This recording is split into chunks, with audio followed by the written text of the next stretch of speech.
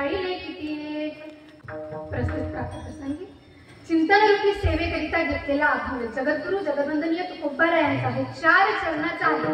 या अभंगामध्ये तुकोबाराय सांगतात की प्रभूंनी अवतार का घेतला किंबहुना त्या अवतार घेऊन प्रभूंनी काय कार्य केले.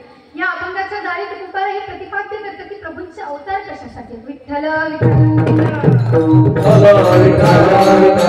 चिंतनाला प्रारंभ करण्यापूर्वी अल्पसा परिहार द्यायचा तो असा की ही सेवा माझ्याकडे की निमित्ताने आलेली आहे, काही कारणाने आलेली आहे. आपल्या सर्वांना ज्ञात आहे की गत 20 वर्षापासून चालत आलेला आपल्या गावातील हा अखंड हरिनाम सप्ताह वर्ष 21वे आणि या सप्ताहातील ही द्वितीय दिवशीची कीर्तन सेवा माझ्यासारख्या पामराकडे आले. मी स्वतःला महत् भागी समजते आणि प्रभूंच्या चरणी हीच प्रार्थना करते की त्यांनी ही सेवा निर्विघ्नपणे पार करून द्यावी. विठ्ठल अभंग तुकोबारायांचा आहे. तुकोबाराय अभंगात सांगतात की धर्म रक्षावे अवतारी. प्रभू कशासाठी अवतार घेतात तर धर्माच्या रक्षणासाठी अवतार घेतात. मग तुम्ही म्हणाल काय अवतार घेतील. तुकोबारायांनी सांगितलं की कधी तर संत ते सांगतीलच, पण प्रभूंनी कधी सांगितलं तर याचं वर्णन भगवद्गीतेत प्रभूंनी दुसऱ्या अध्यायात केलेलं आहे. यदा यदा हि धर्मस्य ग्लानिर्भवति भारत अभ्युत्थानम् अधर्मस्य तदात्मानं सृजाम्यहम्. जेव्हा जेव्हा धर्माला हानी झाली तेव्हा तेव्हा त्या धर्माच्या रक्षणासाठी मी अवतार घेतले. म्हणून तुकोबारायांनी म्हटलं का धर्म रक्षावया अवतारे जशी आपल्या पाळीसी. आणि धर्माच्या रक्षणासाठी अवतार घेऊन प्रभू काय करतात तर आपल्या पाळीसी भक्त ते आपल्या भक्तांचं रक्षण करतात, आपल्या भक्तांचं पालन करतात. दुसऱ्या चरणात तुकोबाराय म्हणतात की अंबरीषीसाठी जन्म सोसील दुष्ट निर्दाळी किती. अंबरीश म्हणजे प्रभूंचे भक्त. ही कथा पुढे येईल. प्रभूंच्या भक्तासाठी त्यांनी जन्म सोसीले, प्रभूंच्या भक्तांसाठी त्यांनी त्रास सहन केला आणि दुष्ट निर्दाळीने किती दुष्टांचाही संहार केला. कुणासाठी धर्मासाठी आणि त्यांच्या भक्तासाठी. मग तिसऱ्या चरणात तुकोबाराय म्हणतात की धन्य तुझं कृपा सिंधू म्हणतील आपला तू बोल साचते. प्रभू तुला कृपा सिंधू म्हटलेला आहे की तू जे बोलतोय तुझा ते बोल तू सत्य करतोय. आणि शेवटच्या चरणात तुकोबाराय म्हणतात की तुका म्हणे तूच वर्णिती पुराणे होय नारायण दयासिंधू. प्रभू तुला पुराण तुझं वर्णन करतात मी नाही. व्यासजींनी 4 वेद 6 शास्त्र 18 पुराणामध्ये तुझंच वर्णन केलेलं आहे. आणि होय नारायण दयासिंधू असा तू कृपानिधी असा तू दयासिंधू आहे. अशा सरळ सरळ अर्थाचा अभंग कीर्तन संपलं. विठ्ठल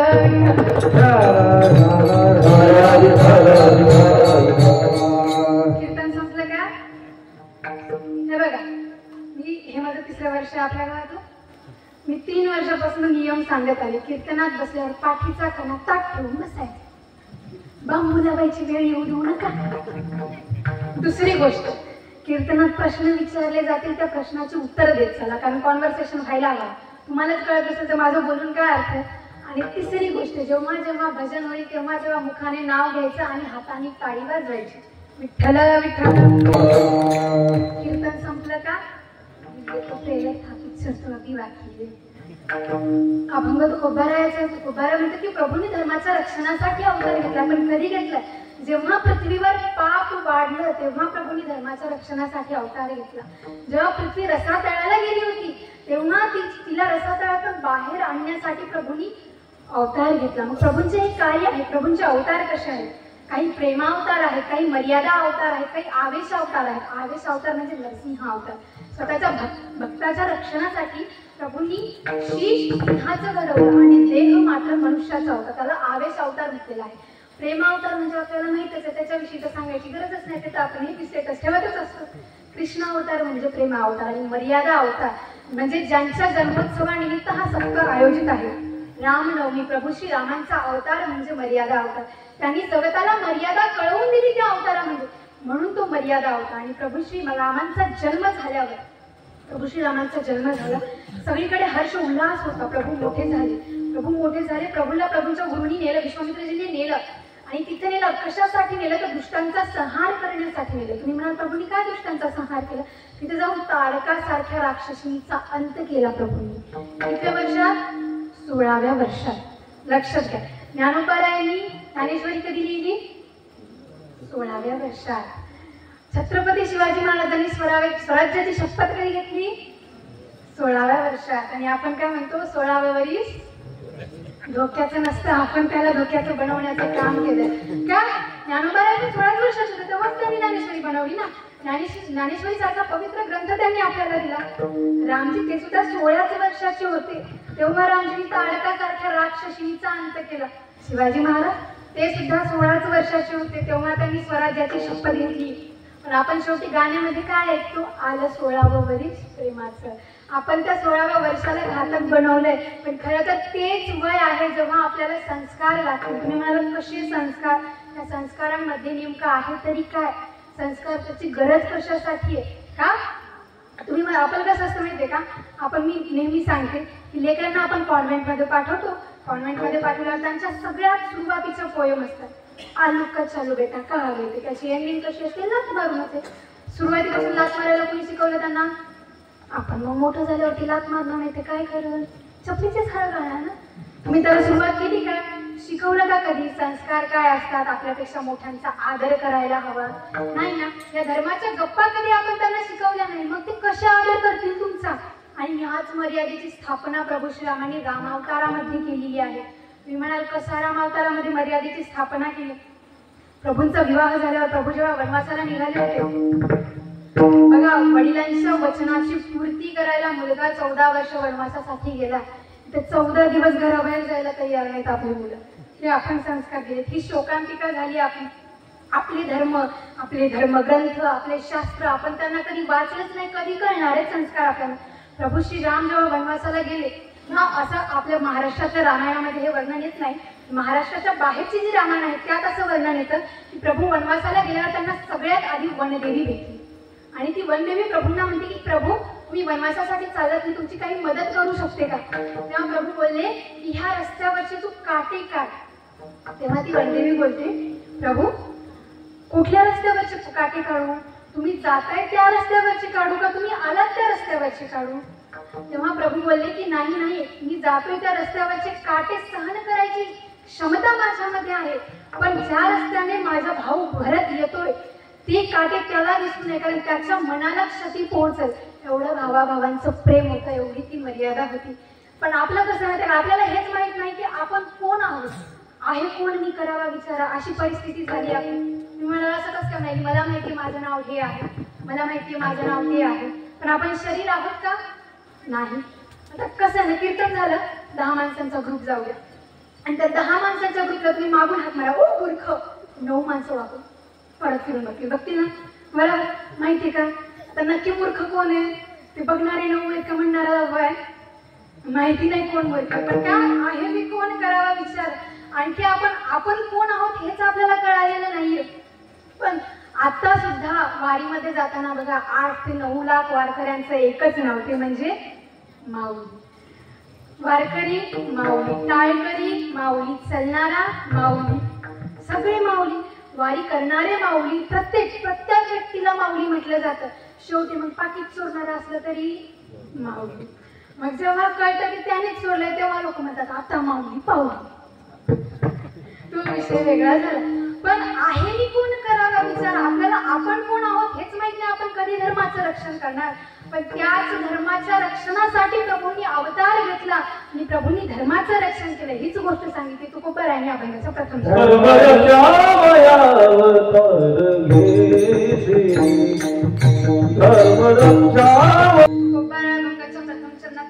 धर्मरक्षा वया अवतार घेतली आपुल्या पाळीसी भक्तजन. तू धर्माच्या रक्षणासाठी अवतार घेतले आणि धर्माच्या रक्षणासाठी नुसता अवतार घेतला नाही तर त्यांना त्यांच्या भक्तांची काळजी सुद्धा आहे. भरताच्या पायामध्ये काटे टोचायला नको म्हणून त्यांनी वनदेवीला सांगितलं की तो ज्या वाटेने येतोय त्या वाटेचे काटे काढ. पण आपल्याला कशी सवय असते, आपल्या वाटेचे काटे काढायचे, लोकांच्या वाटेत. हे आपली परिस्थिती आहे. कारण आपल्याला कसं वाटतं आपलं भलं व्हावं, लोकांचं भलं व्हावं, पण त्याच्या आधी 4 पट भलं आपलं व्हावं, त्यानंतर लोकांचं किती फक्त 1 पट भलं व्हावं. ही आपली परिस्थिती झाली. प्रभू वनवासाला गेले. वनवासाला गेल्यावरती माता सीतांचं अपहरण झालं. कोणी केलं माता सीतांचं अपहरण? माता सीतांचं अपहरण कोणी केलं बोला? कोणी केलं? लक्ष्मण रेखा कोणी पार केली होती? चूक आहे. तुम्ही म्हणाल कसं? हा, एका दृष्टीने तेही बरोबर की लक्ष्मण रेखा सीता माताने पार केली, पण अध्यात्माच्या दृष्टीने जर पाहायचं गेलं तर लक्ष्मण रेखा सीता माताने नाही रावणाने पार केली. तुम्ही म्हणाल कशाची लक्ष्मण रेखा? मर्यादेची लक्ष्मण रेखा. का? रावणाने जर मर्यादा सोडली नसती, सीता माता रावणाची मुलगी होती. तुम्ही म्हणाल कसं प्रूफ करून दाखव. मंदोदरी गर्भवती होती. रावणाच्या आवाजामध्ये एवढा पावर होता की त्याच्या आवाजामुळे मोठे मोठे पर्वत सुद्धा पडायचे. रावणाने डरकाळी फोडली का? कारण तो प्रभूंना प्रसन्न करण्यासाठी स्वतःचे एक एक मुंडके कापत होता. आपल्याला किती मुंडके? रावणाला किती होते? 10 होते ना. रावणाला 10 होते, पण 10 मुंडक्यांनी त्यांनी जे काम केलं नाही ते मनुष्य एका मुंडक्याने काम करतो. बरोबर आहे ना? चूक बोलली काय? बरोबर. रावणाने प्रभूंना शिवजींना प्रसन्न करण्यासाठी स्वतःचे मुंडके कापायचे. तेव्हा रावणाला त्रास होऊ लागला. त्यांनी जसा मुंडका कापला त्याचा आवाज निघाली गळ्यातला आणि त्याच्या त्या डरकाळीमुळे मंदोदरीचा गर्भ पडला. आणि मंदोदरीने तो गर्भ एका मातीच्या मडक्यामध्ये भरला आणि तो जाऊन एका शेतामध्ये फुटला. मग ते शेत होतं जनक राजांचं. म्हणून आणि त्या जनक राजांनी जेव्हा ते नांगरताना जेव्हा ते निघालं कळस, जेव्हा ते निघालं मडकं, तेव्हा त्यांनी त्या मडक्यात पाहिलं तर एक सुंदर मुलगी होती आणि त्यामुळे माता सीतांना मैथिली पुत्री म्हटलेलं आहे. आता विचार करा, जी पुत्री रावणाची स्वतःची होती त्याने तिच्यावरती कुदृष्टी टाकली असा रावण होता. मग मर्यादाची रेषा, लक्ष्मण रेषा रावणाने पार केली होती का माता सीताने पार केली होती? कोणी पार केली होती? रावण. बराबर. असं जरा लक्षात येत. चला, मग रावणाने मर्यादेचं उल्लंघन केलं, माता सीतेचं अपहरण केलं. प्रभू गेले, प्रभूंनी सगळ्यांना शोधायला लावलं, माता सीतेचा शोध केला. युद्ध चालू झालं.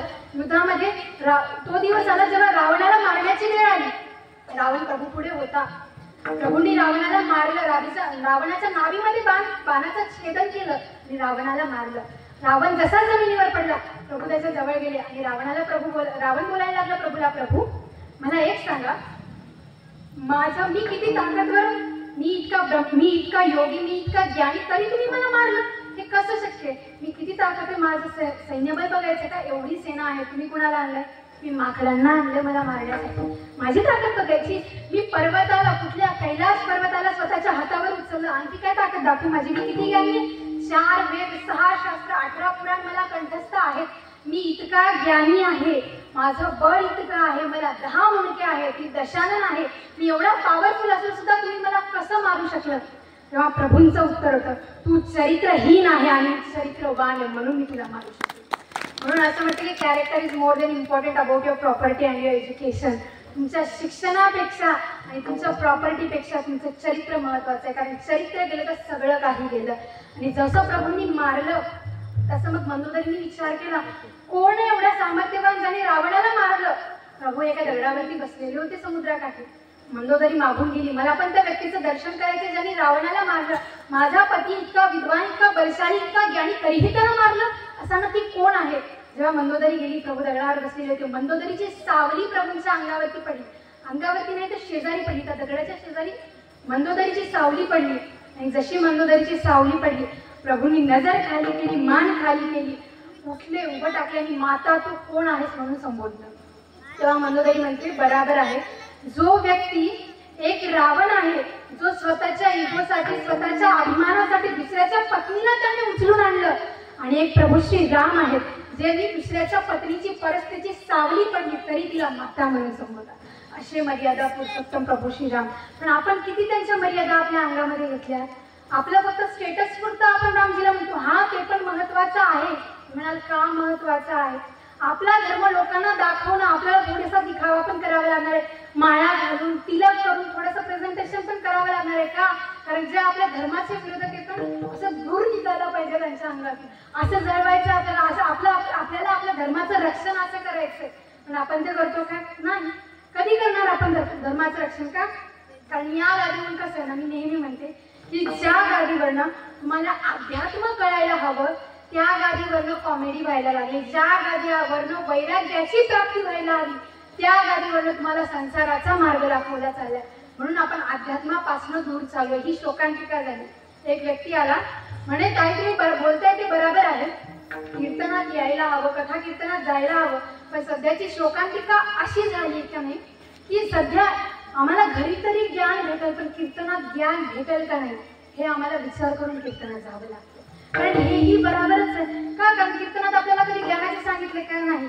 गप्पा कोणाच्या होता? सासूशा, सुनरशा, बस एवढ्याच गप्पा होतात. रामजी कोण, कृष्णजी कोण यांचं चरित्र कधी सांगितलं नाही. कधी आपण आपल्या धर्माचं पालन करणार? कधी धर्माचं रक्षण करणार? तुम्ही म्हणता, आपण म्हणतो काय करायचं धर्माचं रक्षण करण्यासाठी, काय करायचं धर्माचं पालन करण्यासाठी? का शिवाजी महाराजांनी धर्माचं रक्षण केलं नाही? त्यांनी स्वतःच्या परिवाराचा विचार केला नाही, स्वतःच्या मुलाचा विचार केला नाही? छत्रपती संभाजी महाराज त्यांनी धर्माचं पालन केलं नाही? 40 दिवस छत्रपती संभाजी महाराजांना प्रताडित करण्यात आलं होतं. किती दिवस? 40 दिवस. आणि ते सगळं प्रताडित केलेलं सगळं ते सहन केलं. कुणासाठी?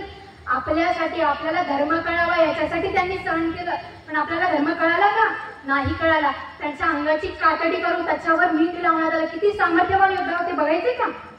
किती सामर्थ्यवान योद्धा होते. एकट्या छत्रपती संभाजी महाराजांसारख्या वाघाला आणण्यासाठी मुघली 80,000 मुघली कुत्रे आणले होते. एवढं सामर्थ्य त्यांच्यामध्ये होतं. आपल्यामध्ये काय सामर्थ्य आहे? आपण कुत्र्याला घाबरतो आणि स्वतःला काय म्हणतो? शुभाचे मावळे. कुत्र्याला घाबरणारे डोम कावळे आपण शुभाचे मावळे का? कधी आपण धर्माचं पालन केलं? त्यांचे डोळे काढले, त्यांचा एक एक अवयव काढला. संभाजी महाराजांचा अवयव काढला, त्यांना मृतदेह केला, त्यांचं शीश कापलं. त्यांचं शीश कापल्यावर सुद्धा एकाही मुघली कुत्र्याची हिंमत झाली नाही की त्यांच्या जवळ जावं. का? एवढा दरारा होता, एवढं सामर्थ्य होतं. असं धर्माचं रक्षण केलं. आपण किती धर्माचं रक्षण करतो? आपल्याला हा संसारच गोड वाटतो. ते म्हणतात, सांगितलं की घे घे घे हरिनाम घे आणि माया सारी सोडून दे. मायेला सोडायचं, पण आपण या मायेत फसलेलो. आपण कशा फसलेलो माहितीये का? एक व्यक्ती असतो, आता लोकांना म्हणजे तुम्ही अध्यात्माकडे या, आपण म्हणतो बरं आहे ना, आमचं जसं चालू आहे तसं बरं आहे. पण आपण संसारात कसे फसलोय माहितीये का? आपल्याला हा संसार गोड वाटत चाललाय. कसा गोड वाटत चाललाय? एक व्यक्ती होता, जंगलात चाललेला होता, त्याच्या मागे लागला वाघ. कोण लागला? महिला मंडळ केलं ना? पुरुष मंडळ तुम्ही पण केलं ना? पंगत तुलाची होती, घातलं नाही ना जीव, सगळे बोला. त्याच्या मागे काय लागला? असं झालं. त्या व्यक्तीच्या मागे लागला वाघ. आता तो वाघ उभा, जसा मागे लागला तो पळायला लागला वाघ, कारण जंगलात होता, त्याला वाट कुठे सापडणार. जशी वाट भेटली तो तसा पळायला लागला. आता तिथं रस्त्यामध्ये होती एक विहीर. तुमच्या इकडे काय म्हणतात? विहीरच म्हणतात ना? कबावडी म्हणतात? विहीरच म्हणतात ना? विहीर होती आणि ती पण कशी होती? जमिनीच्या लेवलला. कारण आधीच्या जमान्यामध्ये कसं होतं, ते बांधकाम वगैरे करून ठेवायचे नाही, मग ते तशीच जमिनीच्या लेवलला विहीर होती. तर त्या विहिरीमध्ये पाणी नव्हतं. ही चांगली गोष्ट होती, तेवढं बरं झालं. हा पळाला, त्याला लागली विहीर, हा विहिरीत पडणार. तितकं त्या विहिरीच्या शेजारी एक वडाचं झाड होतं. त्या वडाच्या झाडाच्या पारंब्या लोंबलेल्या असतात. मग त्या वडाची पारंबी त्या विहिरीमध्ये लोंबलेली होती. हा जसा विहिरीत पडणार तसा याने त्या पारंबीला धरला. आता कसं? आता लटकते रहना है, तो लटकून राहिला. आता तो लटकला, वर पाहिलं तो कोण? वाघोबा. खाली पाहिलं विहिरीमध्ये होता नागोबा. वर पाहिलं तर झाडाला होतं मधमाशाचं का आगेमूळ. आगेमूळच म्हणतात ना, ती जी माशी मोठी असते तिला. वर होतं आगेमूळ. वर इकडं पाहिलं वाघोबा, खाली पाहिला नागोबा, वर पाहिलं मधमाशाचं घर. करायचं काय? परिस्थिती अशी झाली. आपण संसाराला गोड मानतोय, पण संसार गोड नाही याचं उदाहरण आहे. पण तेवढ्या परिस्थितीमध्ये असं झालं की ते जे महूर होतं, एवढा मोठा छत्ता होता, त्या छत्त्यामध्ये जसा हा हल्ला तसं ते महूर उठलं आणि त्या मधाची जी थेंब आहे ती याच्या नाकावरती पडली. कशावर पडली? नाकावरती. नाकावरतून ओठावरती पडली. ती ओठावरच्या तेवढ्या विखामध्ये त्याने ते मधाचे 2 थेंब ओठावर पडलेले टाकले. पण तेवढ्या विखामध्ये असून सुद्धा त्याला ते गोड वाटलं. कळालं का? नाही कळालं का? आणखी सोपं करून सांगते. एक व्यक्ती आहे, त्याने कर्ज काढले गावाचा सेठजीकडून. कळलं? कर्ज काढलं. आता तो बजेट तर नाहीये व्याज. मग सेठजी घराला येणं जाणं, जिथं दिसलं तिथं सेठजी काय म्हणणार? पैसे कधी? ते तसं नाही. आता माझे पैसे केव्हा देतोस सांगतात मला, तसं नाही. तो व्यक्ती बोलणार ना, काय कारण पैसे घेतले, तू माझे पैसे कधी देणार? जिथं भेटलं तिथं तो व्यक्ती काय बोलणार? सावकार काय बोलणार? माझे पैसे कधी देणार? तर व्याजाने पैसे काढले ना तो व्यक्ती. तो सावकार बाहेर गेल्यावर बघतोय आणि पैसे कधी देतो म्हणतो. त्या सावकारचं टुमणं मागणं, म्हणून याने घराच्या बाहेर निघणं बंद केलं. ठीक आहे. आता जसं याने घराबाहेर निघणं बंद केलं, तसं घरात काय कमी असतं? घरात बायको आहे, लेकरं आहेत. बायकोचं चालूच असतं, हे आणा ती आणा, ती आणा हे आणा, लेकरांचं चालूच असतं. आता परिस्थिती बघा, ही परिस्थिती आपल्याला मॅच करायची. विहीर म्हणजे आपलं घर, वाघोबा म्हणजे तो सेठजी, नागोबा म्हणजे कोण? तुमची शेती. म्हणजे देव जन्माची बायको, ती म्हणजे नागोबा, तो म्हणजे वाघोबा. आणि नसून तुझी लेकरं, पप्पा बिस्किट आणा, पप्पा मुरकुट आणा, त्यांचं चालूच असतं सारखं. आता जसं हे आपली परिस्थिती आहे. आणि तेवढ्यामध्ये थोडंसं सुख भेटलं ते म्हणजे मधाचे दोन, ते आपल्याला गोड वाटतं. पण संसार हा गोड आहे का? नाही. संसार दुःखाचं मूळ आहे. काय? संसार दुःखाचं भांडार आहे. आणि त्यात पाहिलं तर कुठेच शांती आहे का? नाही. आणि नंतर काय म्हणते की काम, क्रोध, लोभ, मोह हे पण सगळे षडविकार आहेतच. ते पण मध्ये फसवतात. आता एक व्यक्ती होता, त्याची बायको माहेरी जात होती. आपण खुश होऊ नका, आपल्या इथेच बसलेली आहे, ठीक आहे. त्याची बायको माहेरी जात होती. हा बस स्टँडवरती तिला सोडायला गेला. बस स्टँडवरती जसा सोडायला गेला, आता माणसांचा असं की एक स्माईल असते बायको माहेरी जाताना, म्हणजे दाखवायची नसते ना फेसवरती. हा थोडासा असा रोड चढू असं फेस करून गेला तिला सोडायला. तिची बस होती, तिथेच एक दुसरा माणूस होता.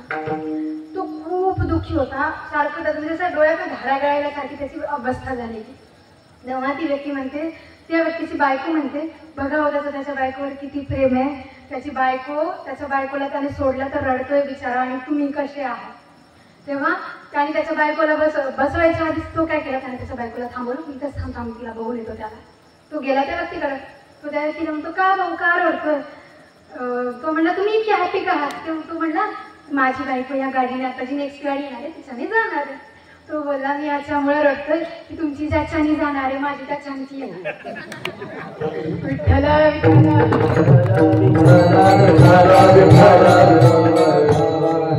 संसार आहे का नाही मग दुःखाचं भंडार. तुम्ही म्हणाल कसं. एक जोडपं होतं, शेजारी दोन जोडपे होते, शेजारी घर होते. तर शेजारी घर त्यांचे, पण दोघांमध्ये भांडण खूप असायचं. एक जोडपं होतं जे एकदम असं म्हणजे शांत राहायचं, त्यांचं भांडण व्हायचं पण शांत राहायचं, गलीत कोणालाच कळायचं नाही. आणि दुसरं जोडपं होतं, त्यांचं भांडण असं डेंजर व्हायचं की अख्ख्या गावाला ना काही म्हणताच कळून जायचं. आता ते असं जोडपं.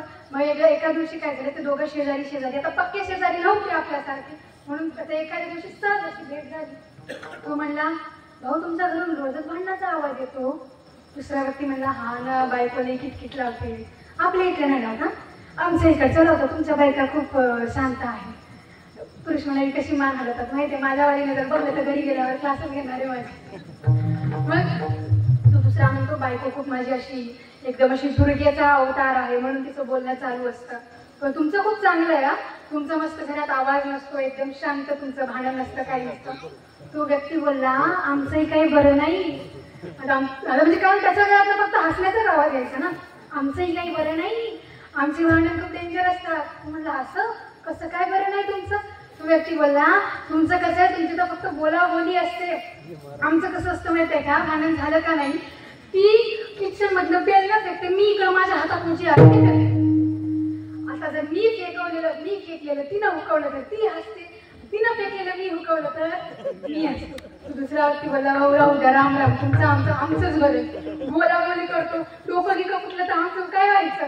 म्हणून हे संसार सगळं दुःखाचं मूळ आहे. पण याच्यामध्ये सुद्धा देवाचं नाम स्मरण करणं महत्वाचं आहे, धर्माचं पालन करणं महत्वाचं आहे. आपले जे वीर योद्धा होऊन गेले त्यांनी धर्माचं पालन केलंय.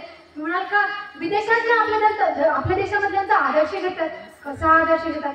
व्हिएतनाम नावाचा एक देश आहे, छोटासा देश, आणि अमेरिकेसारख्या बलाढ्य देशासोबत त्यांचं युद्ध झालं. जसं युद्ध झालं, व्हिएतनाम सारखा छोटा देश विजयी झाला. तेव्हा इंटरव्ह्यू मध्ये मीडियावाल्यांनी त्यांच्या राष्ट्रपतींना विचारलं की तुम्ही मला सांगा की तुम्ही कसं काय युद्ध जिंकू शकलात का, कारण तुमचा देश इतकाच होता, अमेरिकेसारख्या बलाढ्य मोठ्या देशासोबत तुम्ही युद्ध कसं काय जिंकलं.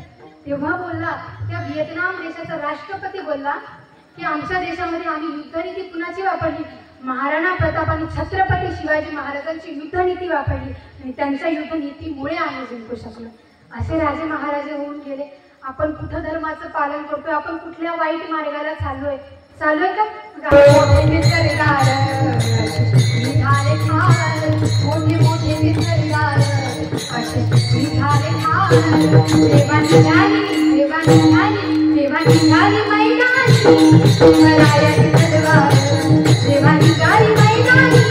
शिवराय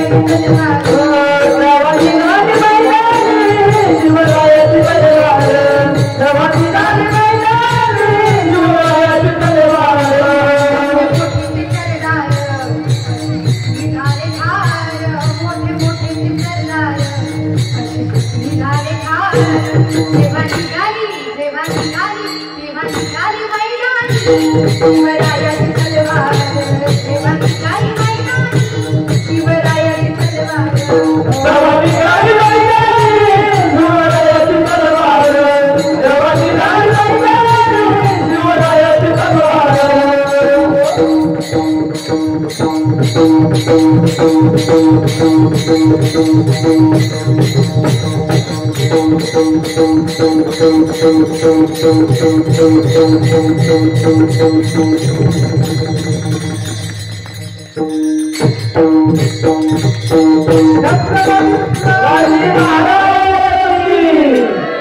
छत्रपती संभाजी महाराज की एवढाच आवाज केला नाही का? भांडताना कसा आवाज निघतो बरं? निघतो ना. आपल्या राजांचं हे इथंच आपण चुकतोय माहितीये. लोक दाखवतात, लोक दिखावा करतात त्यांच्या धर्माचा, आणि आपण इथं चुकतोय. जयकारा सुद्धा चांगला नाही घेत आपण. जोरात म्हणा सगळ्यांनी, छत्रपती शिवाजी महाराज की, छत्रपती संभाजी महाराज की जय. भवानी जय श्रीराम, जय श्रीराम. असं जरा थोडासा उत्साह असू द्या धर्माप्रती आपल्या. कसे होते ते राजे, त्यांच्या तलवारीला लोक घाबरायचे, आपण नावालाही ऐकत नाही लोक. अशी आपली परिस्थिती झाली. विजय सारखी तलवारी चालून गेला, निधळ्या छातीने अख्ख्या हिंदुस्थानाला हलवून गेला. वाघ नखाने अफजल खानाचा कोतळा काढून गेला. स्वर्गात गेल्यावर देवानीही झाला झुकून उजला गेला. असा छत्रपती शिवबा होऊन गेला. असे राज्य होते.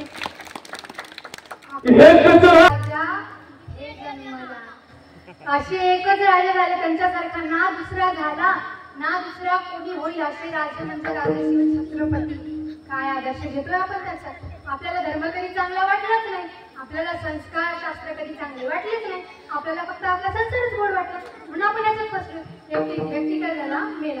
बरं, मला माझ्या एका प्रश्नाचं उत्तर द्या. जगात सगळ्यात सुंदर काय आहे? बोला. तुम्ही का मी? तुम्ही जगात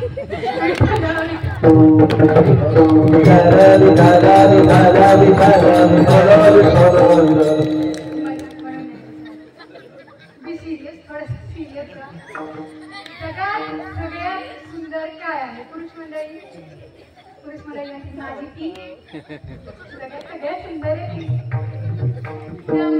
तेच सुंदर. ऐका, एक व्यक्ती मृत्यू झाला. मृत्यू झाल्यावर तो देवाकडं गेला, आणि जसा देवाकडे गेला देवाने त्याला विचारलं, तू इतके वर्ष संसारात घालवलेस ना?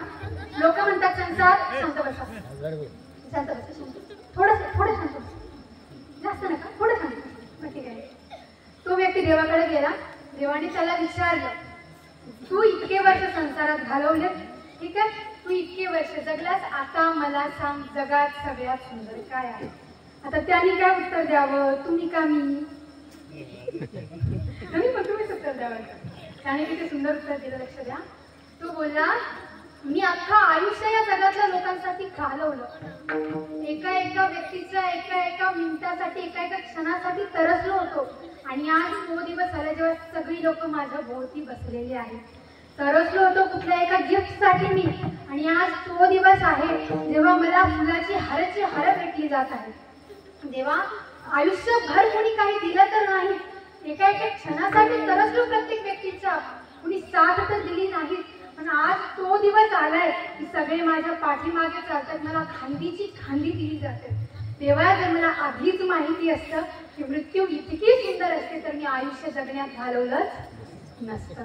मृत्यू इतकी सुंदर, तेव्हा मृत्यू का सुंदर आहे? कारण सगळी नाती होती तर तुटून जातात. मृत्यू झाल्यावर मला स्मशानात सोडायला कोण येतं? तुमचे सगळे नातेवाईक येतात. बायको कुठपर्यंत साथ देते? फक्त चौकटीपर्यंत. मुलगा कुठं काय? मुलगा काय करतो? स्वाहा कोण करतो? तुमचा मुलगाच करतो.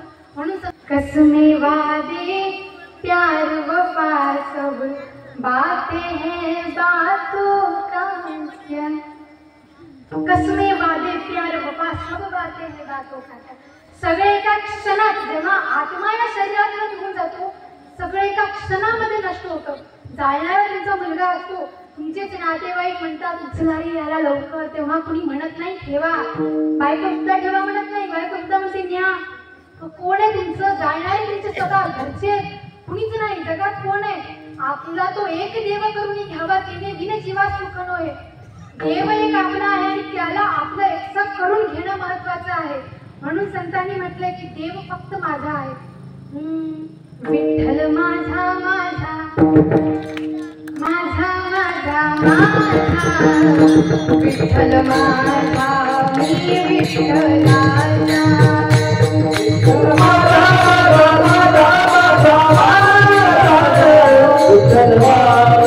मी विठ्ठलाचा.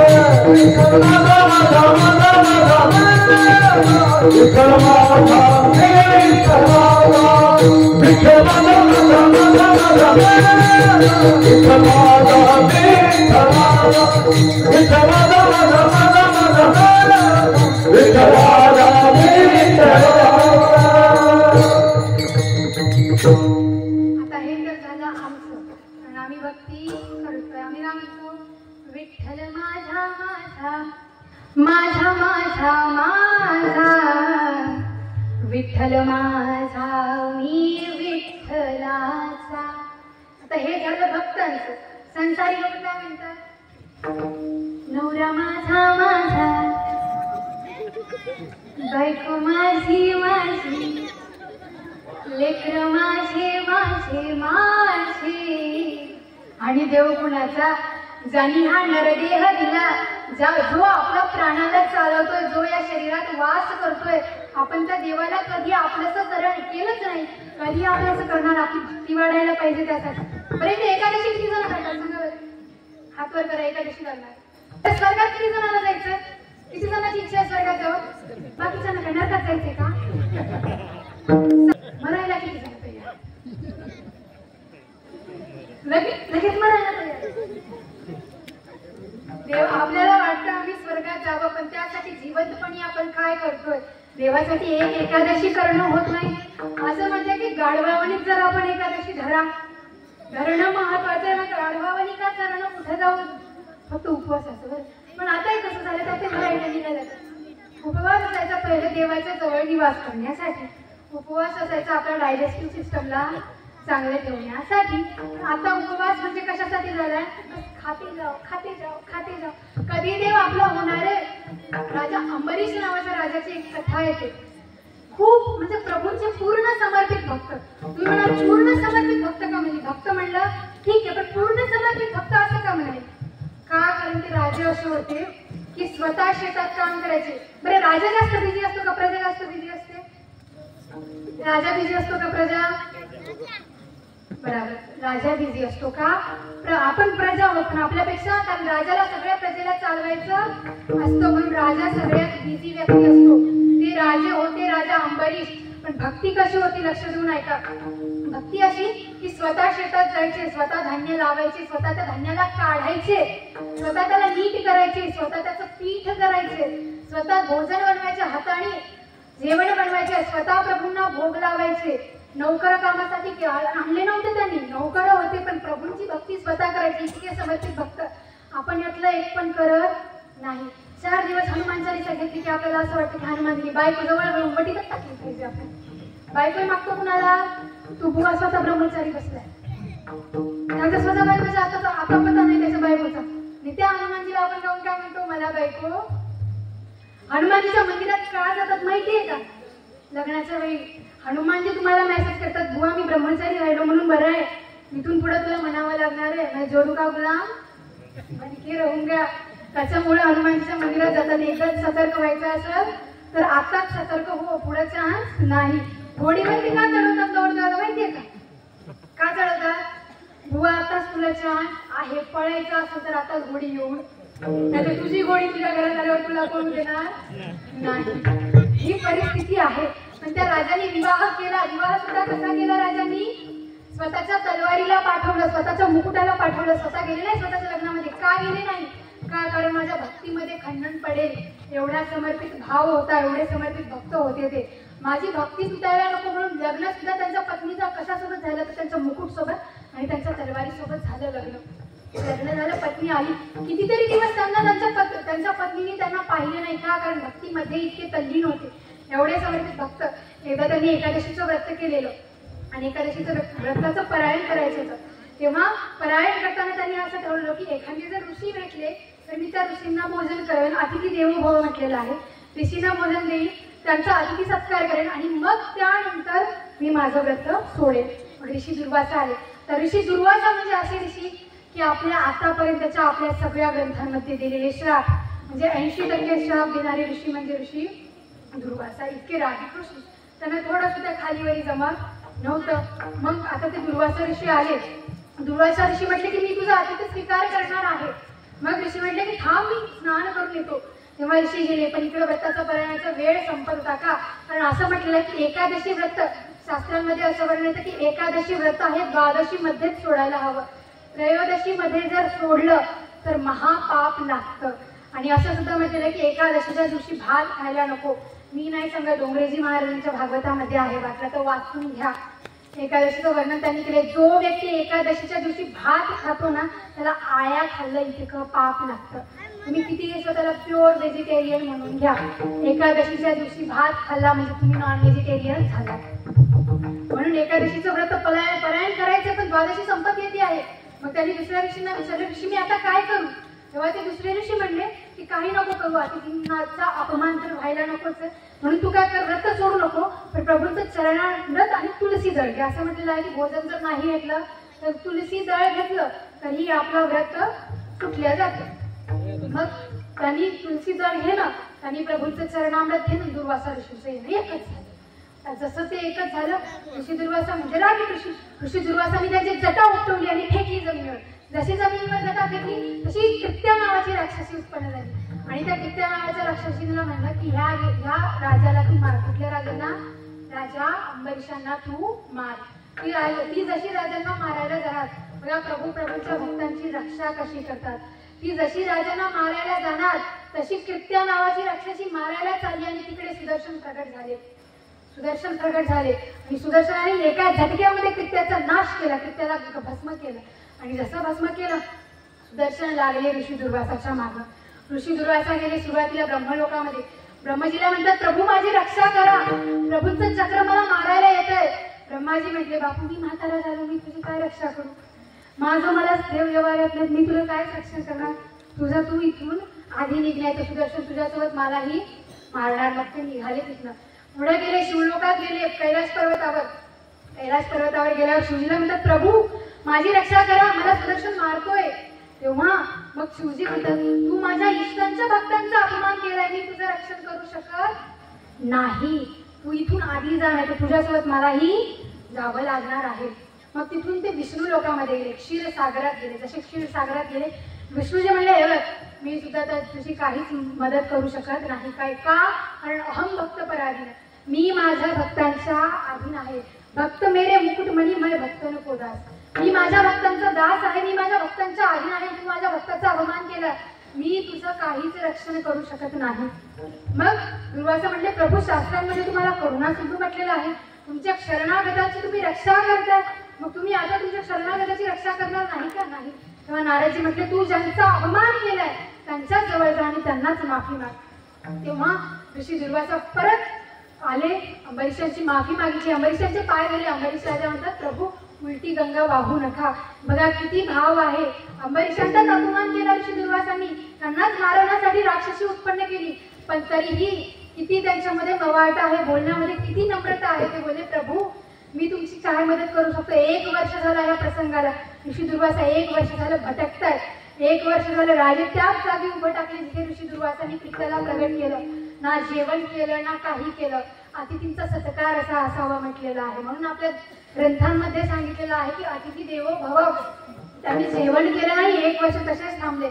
मग ऋषी दुर्वासा म्हटले की तू ह्या राक्षसी तुला मारलंय तुझ्या सुदर्शनाने, पण तू आता माझी रक्षा कर. म्हणून तू कुपारांनी सांगितले की तू तुझ्या भक्तांचं रक्षण करतोय. अभंगाचं 2य शरण. अंबऋषी 60 जन्म सोसिले दुष्ट निर्दाळीने किती एक. भक्ताच्या रक्षणासाठी संतांचं सुद्धा उल्लंघन केलं, पण त्याच संतांचा किती आदर केला अंबरीशींनी. 1 वर्ष संत गेलेत पण जेवण सुद्धा केलं नाही. आपण आपल्या संतांचा किती आदर करतोय. कुठं गेला आपला धर्म, कुठल्या वाईट मार्गाला चाललोय आपण. आता कसं झालं माहिती का, जेव्हा आपण लेकरांना कॉन्व्हेंटमध्ये पाठवतं का, कॉन्व्हेंटमधले ड्रायव्हर कसे असतात म्हणजे का, गाडी बंद पाडतात, ब्रेकवरती पाय ठेवतात, चाबी काय फिरवत नाही, आणि ते त्या लेकरांना म्हणतात. लेकरांना आपल्या धर्मापासून लांब केलं चाललंय कॉन्व्हेंटमधून. कसं बघा, ते लेकरांना म्हणतात तुम्ही तुमच्या देवाचं नाव घ्या. त्यांनी जय श्रीराम म्हटलं, गाडी चालू झाली नाही. मग तो व्यक्ती म्हणतो आता हनुमानजीचं नाव घ्या. याचा ब्रेकवरती पाय होता, गाडी कशी चालू होणार. यांनी चावी बंद करून ठेवलेली होती, गाडी कशी चालू होणार. इकडे जय बजरंगबली म्हणतात, गाडी चालू होत नाही. सगळ्या देवांचे नाव घेऊन लेकरं थांबली. लहान लहान लेकरांवरती कसं त्यांना आपल्या धर्मापासून लांब केलं चाललंय. लहान लहान लेकरांना. मग तो म्हणतो आमच्या ईसा मसीचं नाव घ्या. हे बघा, स्वतःच्या धर्माचा इतपट आदर करायचा की नाही. स्वतःच्या धर्माविषयी जर लोक काही बोलले तर आपलं कर्तव्य आहे की आपण त्यांना प्रत्युत्तर देणं. एवढा आपल्या धर्माप्रती आपल्याला नॉलेज असायला हवं. पण आपण कसाच असतोय माहितीये का, आपण नुसतं जातीवादात असतोय. तू ब्राह्मण, तू वैश्य, तू क्षत्रिय, तू शूद्र. आपण फक्त एवढ्यामध्ये गुरफटून चाललोय का. गर्दन से ऊंची छाती नहीं होती और धर्म से ऊंची जाती नहीं होती. दिया ही नहीं बचा तो बाकी का क्या करोगे. अगर धर्म ही नहीं बचा तो जाती का क्या करोगे. जाती करून इथं मरतोय. हा सडलेला जातीवाद आपल्याला एकमेकांपासून लांब करतोय. तो व्यक्ती नंतर काय म्हणतो, आमच्या ईसा मसीचं नाव घ्या, आमच्या देवाचं नाव घ्या. जसं देवाचं नाव घेतलं, याने चावी फिरवली, याने स्टार्ट केली, गाडी चालू. लेकरांना काय वाटतं, त्या देवाचं नाव घेतलं म्हणून गाडी चालू. त्यांच्या मनावर काय इफेक्ट पडतो. हे झालंय. आणि ह्या धर्माकडे आपण वळलोय, आणि ह्या धर्माकडे आपण वळू नये म्हणून ज्या संतांनी धर्माचं रक्षण केलं त्या संतांचा सुद्धा आपण आदर करायला तयार नाही होत. आता पत्ता नाही तरी सुद्धा आपण आपल्या संतांना आत ठेवतोय का. कारण हिंदू जातीवादाखाली मरत चाललाय. ही आपली शोकांतिका झाली की आपण आपल्या धर्माचं रक्षण करत नाही. आपण आपल्या धर्माचं रक्षण करण्यात लोक येतील का आपल्या धर्माचं रक्षण करायला. लोकांना तर तेवढंच पाहिजे की हिंदू कसा हिंदू धर्मापासून लांब होतोय. आपण आपल्यामध्ये कसे लढतोय. एक व्यक्ती होता तलवार बनवायचा. त्याची तलवार अशी बनवायचा तो की त्याच्या तलवारीचा मुकाबला अख्ख्या जगातली कुठलीच ढाल करू शकायची नाही. आणि तोच व्यक्ती अशी ढाल बनवायचा ज्या ढालीचा मुकाबला जगातली कुठलीच तलवार करू शकायची नाही. मग मुकाबले खूप करण्यात आले. एक व्यक्ती आला त्या व्यक्तीजवळ. त्या व्यक्तीला बोलला तुम्ही इतकं सगळं तर केलंय ना, मग एक काम करा, तुम्ही तुमचीच तलवार, तुम्हीच बनवलेली तलवार आणि तुम्हीच बनवलेली ढाल कधी लढवून पाहिली का. तो व्यक्ती बोलला नाही. दोघा व्यक्तींना बोलवण्यात आले. एका व्यक्तीच्या हातात ढाल दिली, एका व्यक्तीच्या हातात तलवार दिली आणि त्या व्यक्तीमध्ये लढवण्यात आला. काय झालं असेल, त्याच व्यक्तीची तलवार होती ती कुठल्याच ढाली पुढे तुटायची नाही, आणि त्याच व्यक्तीने बनवलेली ढाल होती ती कुठल्याच तलवारी पुढे झुकायची नाही. मग काय झालं असणार, दोन्हीही तलवार आणि ढाल दोन्हीही तुटून गेले. इथंच हे आहे हिंदूची परिस्थिती आहे. आपण आपल्यामध्ये लढतोय म्हणून आपण आपल्यासाठी तुटतोय. आपण आपल्या धर्माला का राम मंदिर बनवलं तेव्हाच आपल्या अंगात जोश आला का आधी नव्हतं का काही. हा, जसे प्रभू श्रीरामांचं प्राणप्रतिष्ठा झाली तेव्हापासून मानसिक रूपाने खूप आराम भेटलाय. पण एवढे दिवस का लागले हिंदुस्थानामध्ये, भारतामध्ये हिंदू देवी देवताची स्थापना करायला एवढा वेळ का लागतोय. ह्याचं कारण आहे की हिंदू जातीवादाखाली मरतोय.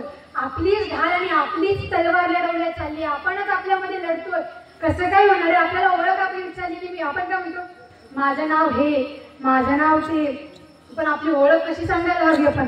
रुद्राक्ष में भी मैं हूँ, कृपाण कटार और भाला में भी मैं हूँ, श्वेत हूँ, शुद्ध हूँ, विरुद्ध हूँ मेरे, तो युद्ध में मैं हूँ, युद्ध में बहा आंसू और खून भी मैं हूँ, अब जो कह के तुम्हें मिलेगा वो सुकून भी मैं हूँ, इस धरती का मैं केंद्र बिंदू हूँ, प्रणाम मैं हिंदू. ही आपली ओळख आहे. आपण ही ओळख विसरत चाललोय आणि ही ओळख त्या संतांनी आपल्याला दिली. आपण परधर्मीयांचा स्वीकार करायला चाललो होतो, त्यांनी आपल्याला ओळखलं आपल्या धर्माकडे, पण तरीही आपण त्यांचा अपमान करतोय. ही चुकी आपली होत आहे. मग कसं काही आपल्या धर्माचा आदर होणार आहे? म्हणून तर वेळ लागते. आपलेच मंदिर आहे, सगळं आपलंच आहे. आपलेच लेकरं 4 इंग्लिश पुस्तकं वाचून काय म्हणतात? देवांच्या मंदिराची स्थापना करायची काय गरज आहे? मूर्ख झालोय आपण, मूर्ख. आपण तेव्हा विसरलो जेव्हा भारताची आर्थिक परिस्थिती बिकट होती. कोरोना टाइम मध्ये जेव्हा सगळे भीक मागायला रोडवर आले होते का नाही, तेव्हा ह्याच मंदिराचा पैसा होता ज्याने भारताला भिकारी होण्यापासून वाचवलं. काय गरज आहे मंदिरांची? ही गरज आहे तुमच्या युनिव्हर्सिटी ज्याच्यामुळे चालतात, तुमचे कॉलेज ज्याच्या पैशामुळे चालतात, ते दुसरं कोणी नाही, ते आमच्याच देवाची मंदिरं आहेत. आणि आपणच 4 पुस्तकं वाचून काय म्हणतोय की देवाच्या मंदिराची काय गरज आहे? आपल्याला आपल्या धर्माप्रती काय आदर आपण मनात देतो? आपल्याला स्वतःला आरशात बघून लाज वाटली पाहिजे. परधर्मी लोक बघा त्यांच्या धर्माचा किती आदर करतात, इतकुशा लेकरांना धर्माची शिक्षा देतात. आपण आपल्या लेकरांना त्यांच्या शाळेमध्ये नेऊन टाकतो, कॉन्व्हेंटमध्ये. काय आदर करतो धर्माचा आपण? कुठं गेला आपला धर्म? जो धर्म सनातन धर्म सगळ्यात जुना आहे, ते धर्म जे 2000 वर्षापूर्वी 2500 वर्षापूर्वी येऊन ते आपल्याला म्हणतात मी आमच्या धर्माचा स्वीकार करा, मी ईसाई बना, तुम्ही ख्रिश्चन बना. एकमेव सनातन धर्माचा आहे जो म्हणतो की तुम्ही आधी माणूस बना. सांगितलं का? एकमेव सनातन हिंदू धर्म असा धर्म आहे ज्या धर्मामध्ये सांगितलं जातं, म्हणलं जातं की सर्वे संतु निरामय सर्वे भद्राणी पश्यन्तु मा कश्चित् दुःख भाग्यते. सगळे भवन्तु सुखिनः, सगळे सुखी असायला हवे, सगळ्यांची शांती व्हायला हवी, सगळ्यांच्या जीवनामध्ये सुख समृद्धी नांदायला हवी. हे सांगणारा जर धर्म कुठला असेल तर ते धर्म म्हणजे आपला सनातन वैदिक धर्म आहे. आपण आपल्या धर्माला सोडत चाललो. लोकांना तेवढंच हवंय आपण आपल्यात लढावं, आपला धर्म नष्ट व्हावा. एकमेव नेपाळ राहिला होता हिंदुस्थान म्हणून. जी संस्कृती 1 अरब 96 कोटी 8,56,123 वर्ष झाली जुनी आहे, एवढा जुना सनातन धर्म आहे आपला, पण तरी त्या संस्कृतीचा अपमान होतो. एकही देश हिंदू आहे का? हिंदू राष्ट्र आहे? ख्रिश्चन झालेले देश आहेत सगळे. भारत सुद्धा हिंदू राष्ट्र नाही. हिंदूंच्या कायरतेमुळे भारत हिंदू राष्ट्र नाही.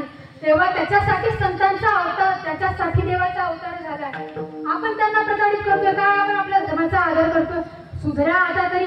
आपण तिलक लावायला लागतो, आपण माळा घालायला लागतो, शोक करायला हवा, थोडासा दिखावा पण करायला हवा धर्माप्रती. भगवा घालून फिरायला हवं का? ते लोक जळाले पाहिजे, मुळातून जळाले पाहिजे, त्यांना पण वाटलं पाहिजे की ते त्यांच्या धर्माप्रती जागृत व्हायले. हे कधी होणार आहे? जेव्हा लेकरं येतील, इथं येतील, जेव्हा त्यांना धर्म कळेल, तेव्हा संप्रदाय कळेल, जेव्हा शास्त्र कळेल. आणि ही संस्कृती जर टिकवून ठेवण्याचं काम कोणी केलं असेल तर ते काम म्हणजे आमचा वारकरी संप्रदाय. आपण धर्मापासून खूप लांब गेलो असतो, आपल्याला आपला धर्म कळाला नसता. कीर्तनाला सुद्धा लोक आता ही परिस्थिती झाली, काही लोक म्हणतात कीर्तन म्हणजे काय असतं बरं हे नेमकं? हे सुद्धा माहित नाही, पण संप्रदायाने ते सुद्धा जपून ठेवलंय. धर्म जपवण्याचं काम संप्रदाय करतात. मग त्या धर्माला जपायचं कर्तव्य आपलं आहे आणि त्या धर्माचं रक्षण करणं आपलं कर्तव्य आहे का? कारण धर्मो रक्षती रक्षिता. जो धर्माचं रक्षण करतो, धर्म त्याची रक्षा करतो. धर्म रक्षावया अवतार त्याच्यासाठीच घेतला. धर्माचे पालन करायचं, पण कसं? पाखंडाचं खंडन करायचं. म्हणून अंबरीषीसाठी जन्म सोसियले दुष्ट निर्धारी हे किती एक प्रभूने अशाच राक्षसांचा अंत केलाय. पण शेवटी संतांनी वर्णन केलं की तू कृपा सिंधू आहेस, तू दयानिधी आहेस. अभंगाचं तृतीय धन्य तुझं कृपा सिंधू म्हणतील आपला तू बोल साच कर. प्रभू तुला कृपा सिंधू म्हटलेला आहे आणि तू तुझा बोल साच करतोस. काय बोल साच केला? जेव्हा जेव्हा धर्माला हानी होते तेव्हा मी जन्म घेतो, हा बोल प्रभूंनी साच केला. म्हणून धन्य तुझं कृपा सिंधू म्हणतील आपला तू बोल साच करी. त्या धर्माच्या रक्षणासाठी मी अवतार घेतो, प्रभू बार सांगताय. पण आपण आता तरी जाग व्हा. आपलं कसं झालं माहितीये का? सुस्ताळ अजगरासारखे पडलेलो आहोत आपण. सुस्ताळ अजगरासारखी झालेली आपली परिस्थिती. कुणीही येतं, काहीही बोलून जातं. अशी परिस्थिती झाली, कुणी यावं किती मारून जावं अशी हालत आहे आपली. आपल्याला काहीच वाटत नाही का, माझे लेकरं ठीक आहेत, माझी बायको ठीक आहे, आम्हाला 2 टाइम खायला भेटतं, एवढंच ठीक आहे, एवढंच पुरेसं. एवढं पुरेसं नाहीये. धर्माकडे वळणं महत्वाचं आहे. तुम्ही धर्म सोडला तर तो दिवस दूर नाही, हिंदूंना भीक मागावी लागणार आहे. परत तीच परिस्थिती आहे की मुघलांपुढे झुकावं लागणार आहे, त्या कुत्र्यांपुढे झुकावं लागणार आहे, ते कुत्रे आपल्या वाघांपुढे झुकले होते. म्हणून आपण आपल्या धर्माचं रक्षण करावं, नाही तर मरावंच लागणार. आणि ज्या लोकांनी म्हणलं का नाही, लोक म्हणतील काय धर्म करायचं, त्या लोकांना फक्त एक म्हणायचं, मरशील तू धर्म नाही केला तर. धर्माला सोडलं तर एक दिवस तेच की मरावं लागणार आहे. का? कारण धर्मामुळे जिवंत आहोत आपण, सनातनाच्या नावावर जिवंत आहोत.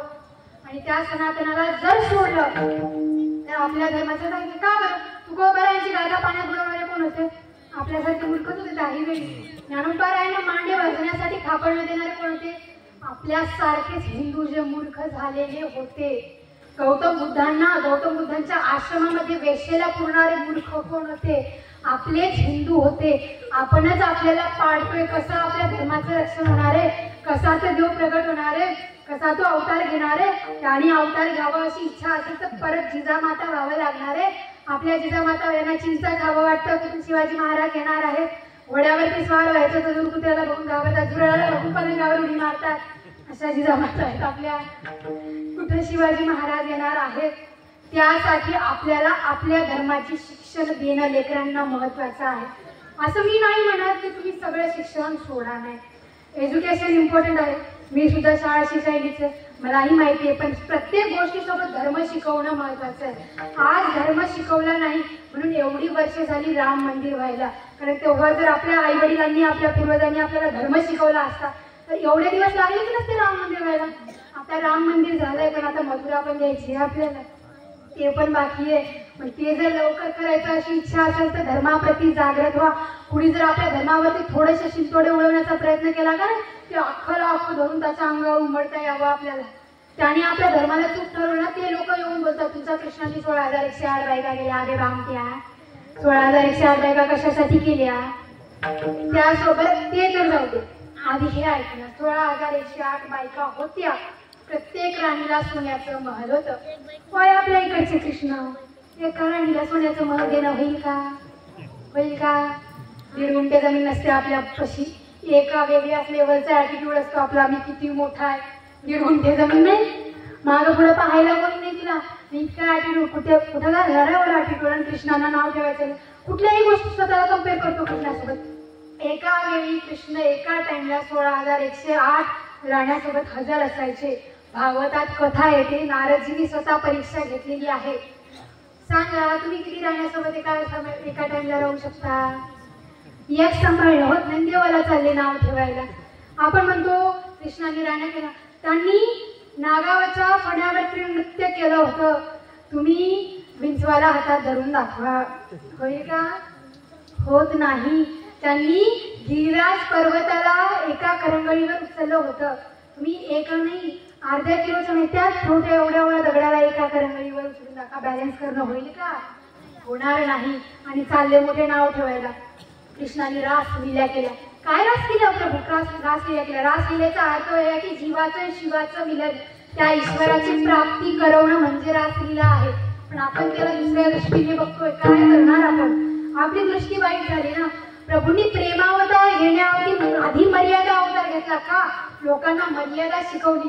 रामावतारात मर्यादा शिकवली, एवढे पण मर्यादा शिकवली आणि नंतर प्रेम शिकवलं प्रभूंनी. आधी मर्यादित राहावं आणि नंतर प्रेमाकडे वळावं, हे प्रभूंनी सांगतात. पण आपण किती त्याचं ऐकतो? ऐकत नाही. आपल्याला फक्त टीका टिप्पणी करायला जमते. कसं असतं, तुम्ही कितीही परफेक्ट असू द्या, ज्या लोकांना तुम्हाला नाव ठेवायचंय का ते कसेही करून तुम्हाला नाव ठेवणार.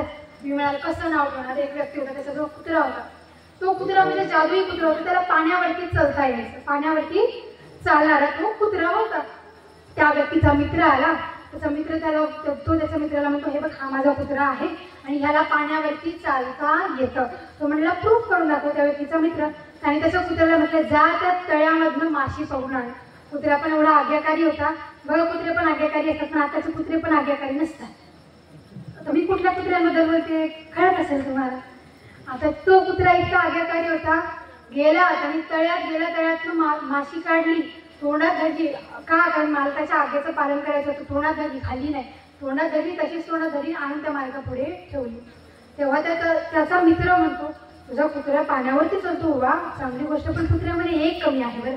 लोकांना तुमच्यात कमी काढायची नाही, ते कुठून पण कमी काढणारच, म्हणून लोकांचं ऐकायचं नसतं. मग तो बोलला, अगं अरे हा कुत्रा पाण्यामध्ये पोहू शकत नाही.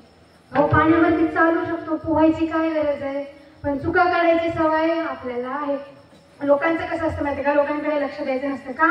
कारण लोकांचं कसं असतं, तुम्ही हसलात, तू हसलास तर ते रडतील, तू रडलास तर ते हसतील, पुढे निघालास तर मागे वळतील, मागे राहिलास तर तुडवतील, नवं केलं तर पाप म्हणतील, जुन्यात अडकून राहिलास तर शाप म्हणतील, तू हात दिला तर साथ म्हणतील, तू तुझा विचार केला तर स्वार्थी म्हणतील. असे लोक आहेत.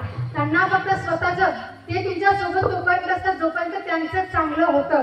जेव्हा तुमच्याकडनं त्यांच्या एक्सपेक्टेशन संपतात तेव्हा ते लोक लांब होतात. म्हणून आधार कशाचा घ्यायचा जीवनाला, तर देवाच्या नामाचा आधार घ्यायचा. तुम्ही कसा आधार घ्यायचा? शिवजीच्या जीवनचरित्रातली एक कथा येते. शिवजीचे 3 मुलं, तर ते म्हणजे कार्तिकजी, गणेशजी नाही, देव, दानव आणि मानव, शिवजींचे 3 मुलं. तिघेही एकदा शिवजीजवळ गेले आणि शिवजींना म्हणतात की शिवजी, तुम्ही तुमची सगळी प्रॉपर्टी आमच्या तिघांच्या नावावर इक्वल वाटून टाका. आता देवांची लेकरं तशी होती, म्हणजे आपले तर असणारच है ना, आपली तर आधीच वाटा करायला निघतात. मग शिवजीजवळ, आता ते भोले भंडारी स्मशानात नाही का, राखेचा वाटा करणार आहेत का? नाही ना. तर शिवजीजवळ ज्ञानाचं भंडार होतं, श्लोकांचे भंडार होते. शिवजींनी सगळे श्लोक इक्वल तिन्ही मुलांमध्ये वाटून दिले, पण एक श्लोक स्वतःजवळ ठेवला. एक श्लोक स्वतःजवळ असा ठेवला. लेकरं काय म्हणली शिवजीचे, बाबा ते पण आम्हाला देऊन टाका ना, तुमचं काय झालंय, तुम्ही बाबा आता ते पण आम्हाला. शिवजी बोले, शंकर, ते श्लोक होता 32 अक्षरांचा. किती अक्षरांचा होता? 32. बराबर शिवजींनी त्याचे 3 हिस्से केले, 10 हिस्से प्रत्येक लेकरामध्ये वाटले आणि स्वतःजवळ फक्त 2 अक्षर ठेवले. आणि ते 2 अक्षर म्हणजे कुठले, तर ते म्हणजे प्रभूंचं नाम आहे. ते नाम म्हणजे कुठलं, तर राम नाम. आणि ते नाम जवळ ठेवलं. शिवजींनी सांगितले, शेवटचा आधार जर कुठला असेल तर राम नामच जीवनाचा, मनुष्याच्या देहाचा हा आधार आहे. प्रभू श्रीराम जय राम, जय जय राम, श्रीराम जय राम, जय जय राम. संतांनी म्हटलंय की तुझं हेच नाव आहे आणि हेच नाव एकमेव आधार आहे आणि तुझं याचंच वर्णन शास्त्रांनी केलेलं आहे. अभंगाचा शेवट. तुका म्हणे तुझं वर्णिती पुराणे होय नारायण दयासिंधू. बरं, अभंगाच्या शेवटच्या चरणात सांगताय की प्रभू तुझं वर्णिती पुराणे, तुझा पुराण, तू असा करुणानिधी आहेस, तू असा दयासिंधू आहेस, धर्माच्या रक्षणासाठी अवतार घेतोय म्हणून तुझं वर्णन पुराण करतायत. आणि होय नारायण दयासिंधू, तू असा दया सिंधू आहेस, असा करुणानिधी आहेस.